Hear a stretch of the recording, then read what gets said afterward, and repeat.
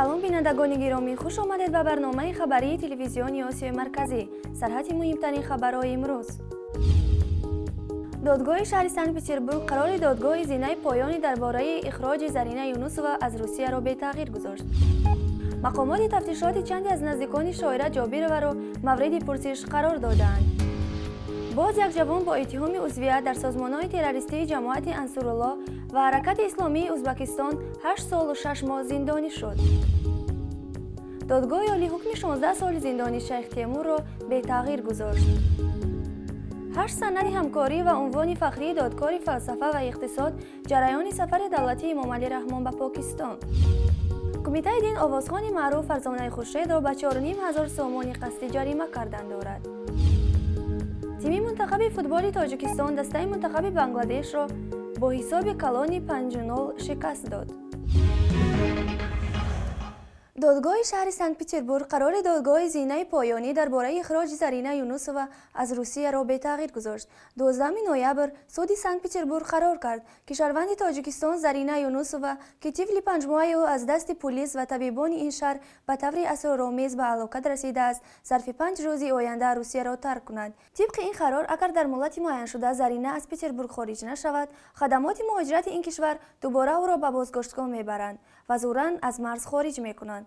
اولگا سیتلینا وکیل مدافع عمر علی نظرов میگوید احتمال نسبت به قرار سود و دادگاه اروپایی حفظ حقوق بشر شکایت برد. وی گفته است که هنگام بررسی پرونده اخراج زرینه چند معیار کنونسیون اروپا عاید به حقوق انسان نقض شده است.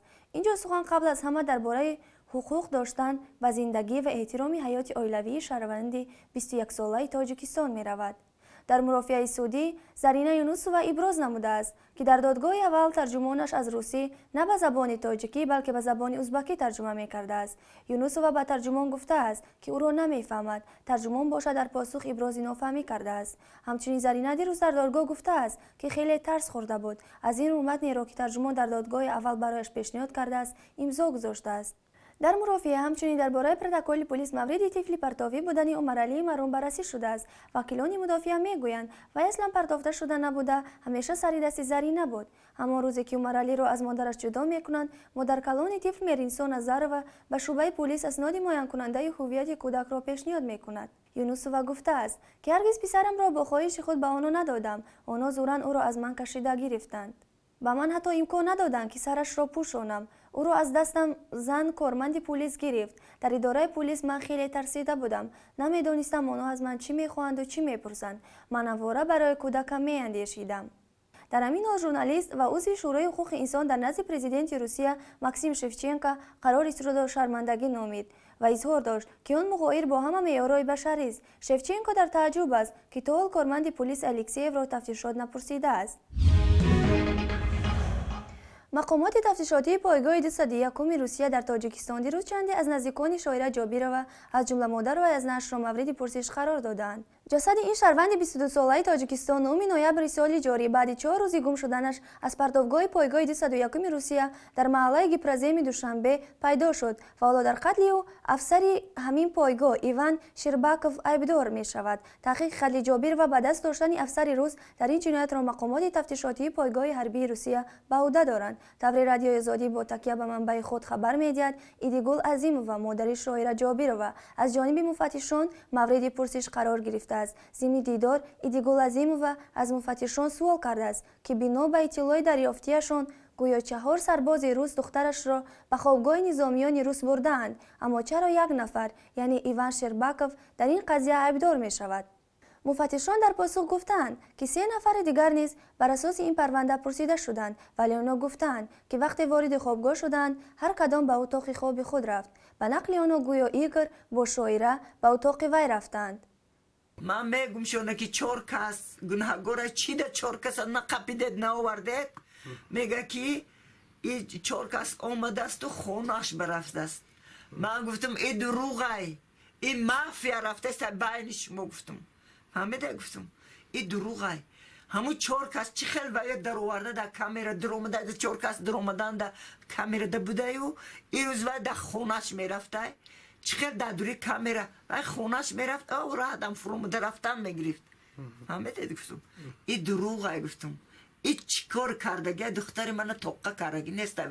مقامات تفتیشاتی پایگاه 201 روسیه بعداً زیر متن پرونده و ایمنامه علیه ایوان شرباکوف امضای مادر و دیگر پیوندان شاعر جابیرова را گرفته آنها را جواب داده. نزدیکان شاعر جابیرova میگویند که اولا در تردد گرفتن یک وکیل مدافع هستند تا در این قضیه از آنها حمایت خوبتر شود. شاعر جابیرova 3 سال قبل ازدواج کرده و بنابر نیافتن فرزند از شوهرش جدا و یک هفته پیش از مرگش در یکی از آشخانه‌های نزد پایگاه 201 روسیه در محله گیپرزیم به کار درآمده است. در دوشنبه یک جوان با اتهام عضویت در سازمان‌های تروریستی جماعت انصارالله و حرکت اسلامی ازبکستان 8 سال و 6 ماه زندانی شد. بنا به اطلاع سودی نایه اسماعیل سامانی، شهروند مسلمانقولوف که در شهرهای قاهره مصر و زاهدان ایران تعلیم دینی گرفته است و جلب جوانان به صف این دو سازمان ممنوع مشغول بوده است. مقامات میگویند که این جوان در تابستان سال 2011 دیگر باره به قاهره مصر رفته در نزد یکی از اعضایان فعالیت تشکیلات‌های تروریستی و اکستریمیستی قربان مظفرخان با تخلص شیخ مظفر تعلیمات دینی تروریستی اکستریمیستی گرفته است و مز در همان دوره به اتحادیه‌های تروریستی و اکستریمیستی جماعت انصارالله و حرکت اسلامی ازبکستان پیوسته است. حرکت اسلامی ازبکستان سال 2006 و جماعت انصارالله سال 2012 از جانب سود عالی تاجیکستان تشکیلات اکستریمیستی و تروریستی اعلان شدند. سود نایه اسماعیل سامانی مسلمانقولوف را در اساس ماده‌های اشتراک در اتحاد اکستریمیستی کودکس جنایتی تاجیکستان گناهکار دانسته به مهلت 8.5 سال با نگاه داشتن در کلان اصلاحی دارای نظامش پرزور زندانی کرده است.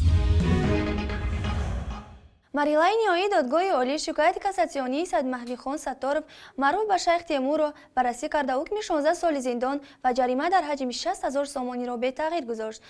در این باره به خبرگزاری آزادگان مولودخان سلیخov وکیل دفاع شیخ تیمور خبر داده افزود که سود عالی در این قضیه نقطه گذاشت. قبلا سید مهدیخان ستارov با ارسال یک نامه از امام علی رحمان رئیس جمهوری تاجیکستان خواستار رسیدگی به قضیه شده بود. دادگاه عالی تاجیکستان روز 8 ایول سید مهدیخان ستارov معروف و شیخ تیمور را در دوزنگی، تحقیر جسد ففتیده‌ها، نیست و نابود یا کثیف کردن قبرستان، تمجوعی و چند جنایت دیگر مجرم شناخت. اسم شیخ تیمور در تاجیکستان بعد آن ورد زبان شد که شبکه اولی تلویزیونی دولت شام 6 فوریه سال جاری فیلمی مستندی را با نام روایت شیخ تیمور نمایش داد. در آن از مردم فریبی‌های سید مهدیخان ستارov نقل می‌شد. بعد دادگاه نهایی سینای شهر دوشنبه با درخواست دادستانی کل او را به حبس پیشکی گرفت و 9 یونی سال روان در بازداشتگاه نمره 1 شهر دوشنبه مرافعه دادگاهی او آغاز شد. دیروز در حضور پرزیدنت پاکستان ممنون حسین و رهبریت دانشگاه قائد اعظم و هیئت رسمی تاجیکستان و پاکستان و رئیس جمهوری تاجیکستان عنوان فخری دکتر فلسفه و اقتصاد دانشگاه قائد اعظم را تقدیم کردند. همزمان در جریان سفر دولتی امام علی رحمان به پاکستان میان دو کشور 8 سند نو به امضا رسیده است که از همکاری انرژی با استرداد گمانبرانانه در بر میگیرد. اینچنین بر اساس توافق تاجیکستان و پاکستان در آینده نزدیک میان دوشنبه و اسلام آباد، لاهور، کراچی، فیصل آباد و کویت خطرهای مستقیم هوایی باز خواهند شد. نواز شریف نخست وزیر پاکستان بعد از انجام ملاقات با امام علی رحمان و امضای سندها در یک نشست مشترک خبری گفته است کشورش میتواند به حیث دروازه تاجیکستان برای بحری جنوب خدمت کند. اینچنین آقای شریف خواستار اجرای هر چه زودتر طرح کاس هزار شده است که انتقال نیروی برق از تاجیکستان و قرقیزستان به افغانستان و پاکستان را در نظر دارد. او گفته است هر دو جانب برای بنیاد هر چه زودتر طرح کاس هزار علاقمند بوده برینند که برابرداری از این خط میتواند برای قانع نمودن طلبات افزاینده پاکستان و نیروی برق کمکی نظررس نماید. نواز شریف گفت بنیاد این طرح سال 2016 آغاز می‌یابد و او دعوت امام علی رحمان برای شرکت در مراسم آغاز این ساختمان را پذیرفته است. نواز شریف ابراز امیدواری کرد که بنیاد طرح انتقال نیروی برق از قرقیزستان و تاجیکستان به افغانستان و پاکستان مفصول به کاس هزار در سال 2018 به انجام خواهد رسید. امام علی رحمان به نوبت خود از وجود امکانات فراخ در امر گسترش همکاری‌های تاجیکستان و پاکستان حرف زد و در این زمینه افزایش راه‌های ارتباطی چه زمینی و چه هوایی بین دو کشورها مهم نامید. او گفت که دوشنبه و اسلام آباد به ضرورت امضای هر چه زودتر سازشنامه سه‌جانبه ترانزیتی بین تاجیکستان و پاکستان و افغانستان تاکید کردند. امام علی رحمان گفت که قرارداد بر رشد تجارت بین این سه کشور و به صورت عموم به تجارت منطقوی تکانی بیشتر خواهد بخشید. کمیته دین تنظیم عنعنه و جشن و مراسم از فرزانه و فریدون خورشید دعوت کرده است که برای شرایط گواره‌بندان پردبدبه کردنشان به کمیته حاضر شوند. در کمیته به خبرگزاری تاج نیوز گفتند که از این دو آوازخوان شناخته طلب کرده است که به این نهاد حاضر شده سر و صدا درباره برگزار کردن گواره‌بندان طفل خود در طرفخانه را شرح دهند. مسئولان کمیته سرنده را امروز 13 نوامبر دعوت کردند و ابراز داشته است که قضیه مذکور تا هفته آینده به انجام رسیده بعداً برای بهای قانونی دادن به دادگاه ارسال شود.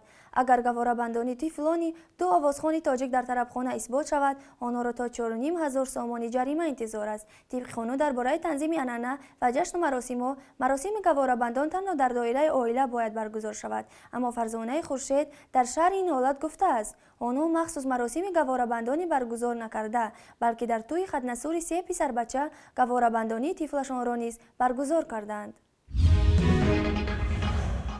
تیم منتخب فوتبال تاجیکستان دسته منتخب بنگلادش را با حساب کلانی 5-0 شکست داد. بازی شام 12 نوامبر در ورزشگاه مرکزی دوشنبه با حضور 5,000 تماشابین در زیر باران شدید برگزار شد. این نخستین غالبیت منتخب تاجیکستان در دوره دوم بازی‌های انتخابی شام جهانی 2018 در گروه B می باشد. منوچهر جلیلov حمله‌گر دسته استقلال دوشنبه در این بازی 4 توپ را به دروازه حریف وارد کرد. مؤلف یک گل دیگر بازیگر اتم نظرف شد که توپ را از ضربه جریمه‌ای 11 متره به هدف رساند. 5 بازی در دوره اول بازی‌های انتخابی در گروه B را تاجیکستان به 2 گل به انجام رسانده بود. در گروه B اردن در 5 بازی 13 گل به دست آورده است که در صدر جدول قرار دارد. بعد از آن افسریا 5 بازی 12 گل، قرقیزستان 6 بازی 8 گل، تاجیکستان 6 بازی 5 گل و در جای آخران بنگلادش با 6 بازی 1 گل قرار گرفتند. این آخرین بازی منتخب تاجیکستان در سال روان بود. تاجیکستان 24 مارت سال آینده با استرالیا، 29 مارت با قرقیزستان در دور دوم وارد رقابت می شود. تماشابینان عزیز، اینجا رسیدیم به پایان برنامه و این بود چند خبرهای مهم روز که برایتان پیشکش نمودیم. سعادتمند و پیروز باشید. خدا حافظ.